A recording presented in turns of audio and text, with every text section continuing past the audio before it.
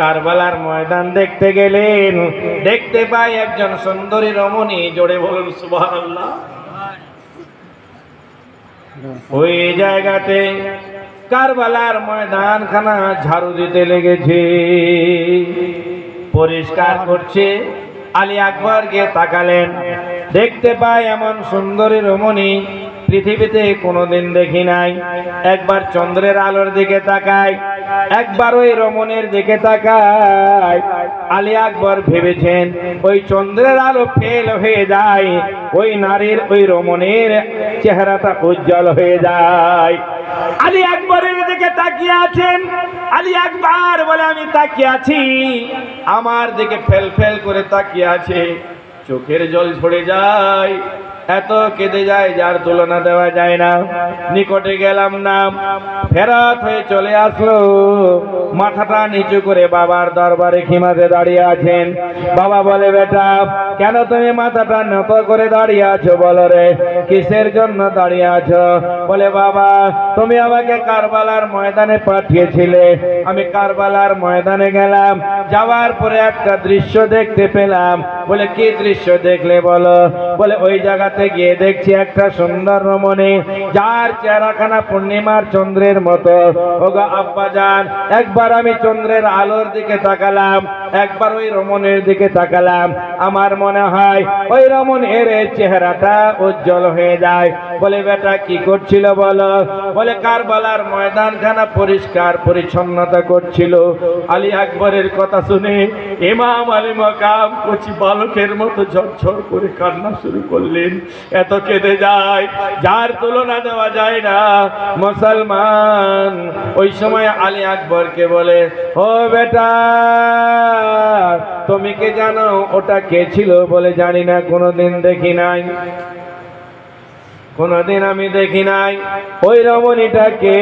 বলে, বেটারে ওটা অন্য কেউ নয়, ওটা আমার মা, আমার জানের জান, আমার কলেজার টুকরা, আমার মা খাতুনে জান্নাত।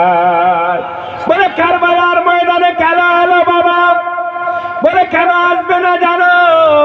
আমি যখন নিজের কাজে ব্যস্ত হয়ে যেতাম, আর আমার মা যখন নিজের কাজে ব্যস্ত হয়ে যেত, আমরা যখন ছোট ছিলাম আমাদেরকে দোলনার উপরে রাখতো, ঝুলুর উপরে রাখতো।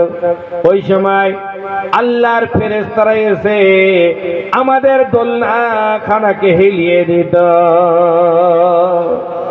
আমার মা আমাকে কোনোদিন কষ্ট দেয় নাই, কোনোদিন জ্বালা যন্ত্রণা দেয় নাই, একটু কথা পর্যন্ত বলে নাই। আমার মায়ের আমরা প্যারা ছিলাম, আমার মা সহ্য করতে পারেনি, জান্নাত থেকে বের হয়ে আজকে এই কারবালার ময়দান খানা পরিষ্কার করতে এসেছি। মুসলমান গো, আমার ফাতেমা যদি একবার দোয়া করে দিতেন, আল্লাহ আমার দুটি নয়নের পুতুলকে, আমার আলো আওলাদকে কষ্ট দিও না, আল্লাহ সেটা কবুল করে নিতেন। কিন্তু তিনি দোয়া করলেন না কেন? এই জন্য কাল কিয়ামতের ময়দান হবে। একটা ছোট্ট করে আরো কথা বলে দিই। একবার আমার নবী পাক খাতুনে জান্নাত কে, আমার নবী পাক দুইজন নামাজাকে জানু মোবারকে নিয়েছেন, একজনের মুখে চুম্বো দেয়, একজনের গলায় চুম্বো দেয়। ওই সময় খাতুনে জান্নাত এসে বলেন, ওগো আমার আব্বা জান, বলো একজনের গলায় একজনের মুখে কেন বলো? আর চোখ দুটো লাল হয়ে গিয়েছিল। ঠিক ওই সময় আল্লাহ আল্লাহ যার তুলনা দেওয়া যায় না, ওই সময় আমার ফাতেমা, আমার মা খাতুনে জান্নাত জিজ্ঞাসা করেছিলেন আমার নানা জানকে, ওরে আমার রাসূল পাক বাবা জান, একজনের মুখে কেন একজনের গলায় কেন বলো? ওই সময় বলা হয়েছিল, বেটি রে, আমি তোমার কাছে একটা জিনিস দান স্বরূপ চাই। বলে, কিসের দান? বলে, ইমামে হাসান হোসেনকে যদি আল্লাহর রাহে কুরবানি দেওয়ার জন্য আমি তোমার কাছে চাই, তুমি দিবে কি দিবে না?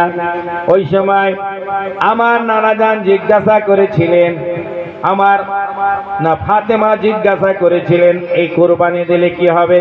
বলে, একটি খুনের ফটার বা দৌলতে 1000 করে কিংবা 70,000 70,000 গুনেগার উম্মতকে মাগফিরাত করে আল্লাহ